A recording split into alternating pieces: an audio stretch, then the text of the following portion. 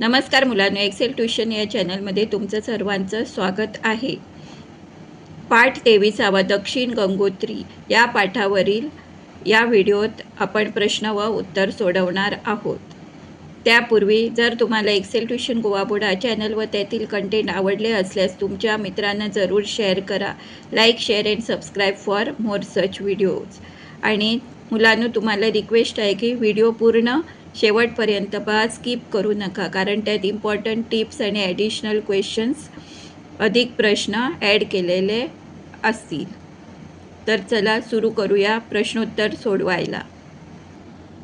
शब्दार्थ: विस्तीर्ण, ऐसपैस पसरलेला. मोहीम, सामुदायिक रीतीने करावयाचे काम. बचाव, संरक्षण, स्थलांतर, जागा बदलणे. अवघड, कठीण. फत्ते, यशस्वी. वाक्प्रचार: फत्ते होणे, यशस्वी होणे.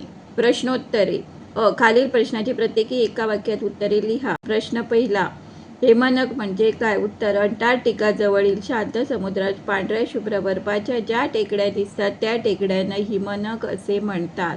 प्रश्न दुसरा: अंटार्क्टिकावर जाणाऱ्या जहाजाला बर्फातून जाण्यासाठी कोणती सोय केलेली असते? उत्तर: अंटार्क्टिकावर जाणाऱ्या जहाजाला बर्फातून जाण्यासाठी प्रत्येक जहाजाला बर्फ फोडत जाणारी यंत्रे बसविलेली असतात. प्रश्न तिसरा: अंटार्क्टिकावर दिवस व रात्र यांचा कालावधी किती असतो? उत्तर: अंटार्क्टिकावर 6 महिन्याचा दिवस व 6 महिन्यांची रात्र असते.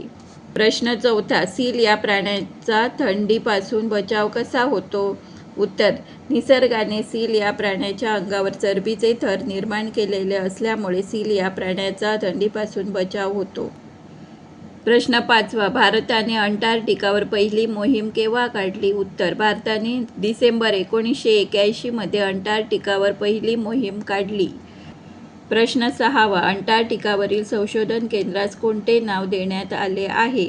उत्तर: अंटार्क्टिकावरील संशोधन केंद्रास दक्षिण गंगोत्री हे नाव देण्यात आले आहे. आता पाहूया मोठे प्रश्न, लार्ज क्वेश्चन आन्सर्स. प्रश्न पहिला: अंटार्क्टिकावर जाणे अवघड का असते? उत्तर: अंटार्क्टिकावर जाताना वाटेतच खवळलेला समुद्र लागतो. येथील लाटा 10-15 मीटर उंचीच्या असतात. वेगवान वारे वाहतात. हा समुद्र पार केल्यावर शांत समुद्रातील प्रवास सुरू होतो. येथून पुढे कडक थंडीला सुरुवात होते. तेथील थंडीमुळे जहाजांची इंजिनही बंद पडण्याची शक्यता असते. म्हणूनच अंटार्क्टिकावर जाणे फारच अवघड असते. प्रश्न दुसरा: पेंग्विन पक्ष्याचे वर्णन करा. उत्तर: पेंग्विन हा अंटार्क्टिकावर आढळणारा खास पक्षी आहे. हा दिसायला अतिशय सुंदर आहे. पेंग्विनची उंची 1 ते 1.5 मीटर असते. त्याची पाठ काळी आणि पोट पांढरे असते. पंख आखूड असतात. त्याला उडता येत नसल्याने चालताना तो लहान मुलासारखा लुटू चालतो. पेंग्विन पक्ष्याला भीती कसली ते माहीतच नसावी. धन्यवाद. Thanks for watching. Do like, share, subscribe for more such videos.